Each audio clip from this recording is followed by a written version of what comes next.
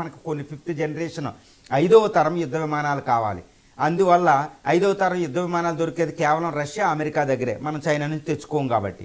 So America నుంచి అంత costly, అంత డేంజరస్ అమెరికాని నమ్మడానికి లేదు, కిల్స్ ఇచ్చే అని. కాబట్టి రష్యా నుంచి మనం తెచ్చుకుంటున్నాం. దీనివల్ల ఆత్మనిర్భర్కు వచ్చే ప్రమాదం ఏమీ లేదు. ఎందుకంటే భారతదేశం చాలా సిన్సియర్గా ఆత్మనిర్భర్లో భాగంగా ఫిఫ్త్ జనరేషన్ ఫైటర్స్ మీద ఎక్కువ ఫోకస్ చేస్తుంది మోడీ ప్రభుత్వం.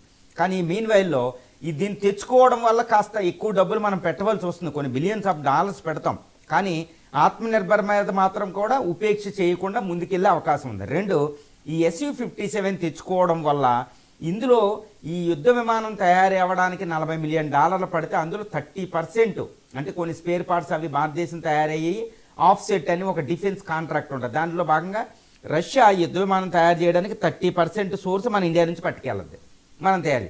కాబట్టి 30% డబ్బు మళ్ళీ మనకు మిగిలిద్ది.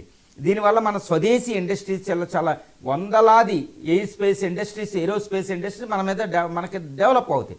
రెండు, Su-57 తెచ్చుకోవడం వల్ల ఆ యుద్ధ విమానాలు కొన్ని మన నాసిక్ హాల్లో తయారవుతాయి. కాబట్టి ఆ తయారు చేసేటప్పుడు వచ్చేటప్పుడు ఎక్స్పీరియన్స్, ఆ టెక్నాలజీ, వేరే సోర్స్ కోడ్, వీటికి సంబంధించి యావియానిక్స్ అని, తర్వాత మాన్యూవరబిలిటీ అని, ఈ స్టెల్త్ టెక్నాలజీ అని, ఇవన్నీ మనకు ట్రాన్స్ఫర్ అవుతాయి.